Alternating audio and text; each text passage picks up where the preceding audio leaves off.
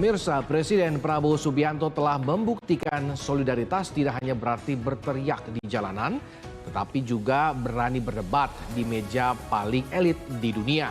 Selama kedaulatan Palestina adalah tujuan akhirnya, Indonesia akan memanfaatkan setiap celah diplomasi yang ada demi kemerdekaan yang telah lama dinantikan dan demi kemanusiaan yang tidak boleh padam.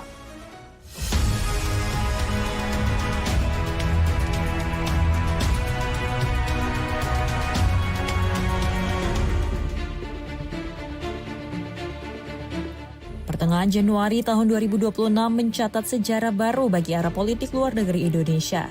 Di balik keheningan pegunungan Alpen, sebuah keputusan tektonik diambil. Indonesia memilih untuk berhenti menjadi penonton dan melangkah masuk ke pusaran sejarah. Langkah ini berani namun mematikan.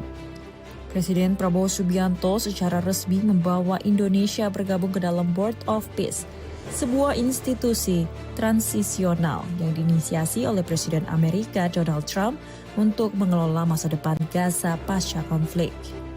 Ini bukan sekedar formalitas diplomatik. Ini adalah pergeseran doktrin. Bersama Blok 8 negara Muslim, Indonesia menuntut kursi permanen untuk memastikan suara moral Islam tidak dibungkam dalam rekonstruksi masa depan Palestina. Saya kira ini kesempatan bersejarah. Ini kesempatan bersejarah. Ini benar-benar peluang untuk mencapai perdamaian di Gaza. Yang jelas penderitaan rakyat Gaza sudah berkurang, sangat berkurang, ya, sangat berkurang. Bantuan-bantuan kemanusiaan begitu deras, begitu besar sudah masuk. Saya sangat berharap dan Indonesia siap ikut serta. Kursi permanen berarti akses langsung. Dari alokasi dana hingga proyek infrastruktur, Indonesia ingin memastikan setiap data yang dibangun di Gaza membawa semangat kemerdekaan.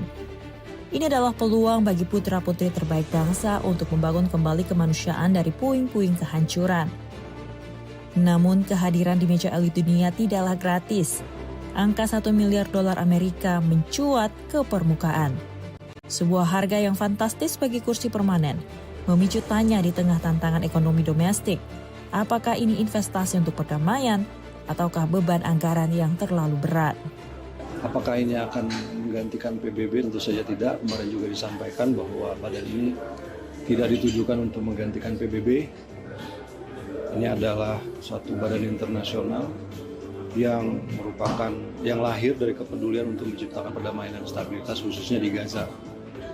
Oleh karena itu upaya-upaya ini kita harus ikut. Indonesia memutuskan untuk bergabung. Angka ini memicu perdebatan sengit mengenai prioritas anggaran nasional. Namun pemerintah memandang hal ini sebagai investasi strategis agar Indonesia memiliki hak suara mutlak dalam alokasi dana rekonstruksi dan pengawasan stabilitas di Palestina. Detail krusial terletak pada Gaza Executive Board. Di sini, diplomasi bertemu dengan manajemen teknis.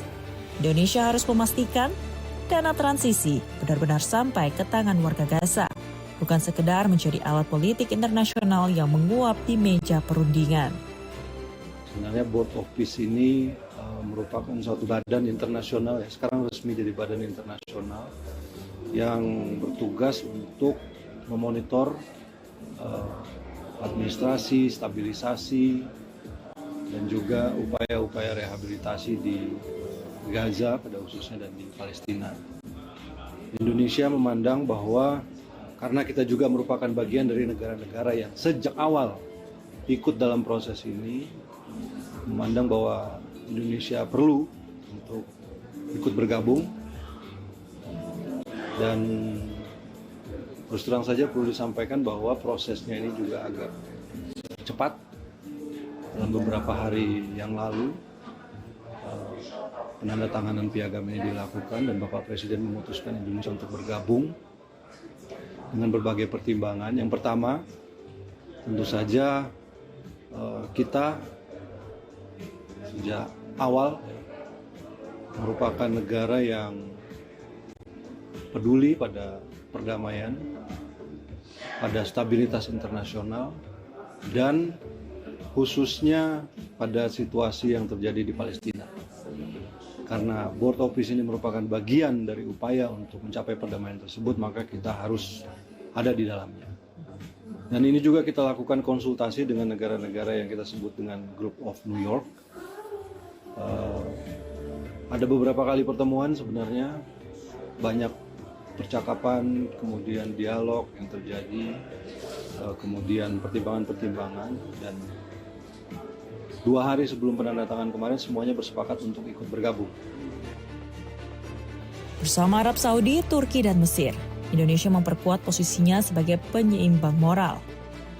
Kehadiran delegasi Indonesia di dalam Board of Peace dan Gaza Executive Board memastikan bahwa solusi 2 negara tetap menjadi garis akhir pembahasan. Mencegah inisiatif ini hanya menjadi alat politik sepihak bagi kepentingan Barat atau Israel. Dengan duduk sejajar di dalam dewan ini, Indonesia memiliki kesempatan langka untuk memberikan tekanan diplomatik dari jantung sistem. Ini adalah perwujudan doktrin bebas aktif yang lebih berani, di mana Indonesia memilih hadir di meja perundingan saat sejarah sedang ditulis daripada hanya menjadi pengamat di luar pintu. Ini membuat posisi Indonesia saat ini di dunia internasional berada di dalam satu tingkat yang saya kira jauh lebih tinggi. Kita ada bersama-sama dengan negara-negara lain yang dan menjadi negara yang diperhitungkan dalam percaturan politik internasional.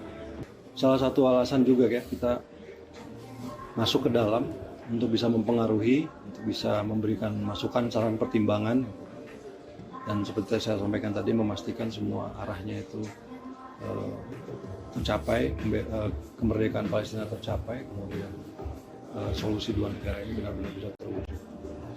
Dan kemarin juga kita saksikan bahwa sesuai dengan apa yang menjadi peace proposal dari Presiden Trump, bahwa akan ada satu badan teknokratik ya, sifatnya teknokratik dari pihak Palestina. Kemarin juga sudah disampaikan juga, sudah ada. Kita akan terus melakukan upaya-upaya seperti yang disampaikan oleh Bapak Presiden. Kita harus memberikan perdamaian satu kesempatan, dan ini adalah sebuah kesempatan yang realistis karena tidak ada alternatif lain. Dunia telah berubah menjadi medan tempur transaksional. Presiden Prabowo Subianto telah melempar dadu. Indonesia siap membayar harga untuk peran global, namun Indonesia juga menagih hasil nyata, sebuah negara merdeka yang berdaulat bagi rakyat Palestina. Dan berakhirnya laporan tadi sekaligus menandai akhir perjumpaan kita pada Jendela Istana hari ini. Saya Samuel Purba, pamit undur diri. Terima kasih atas kebersamaan Anda. Sampai jumpa.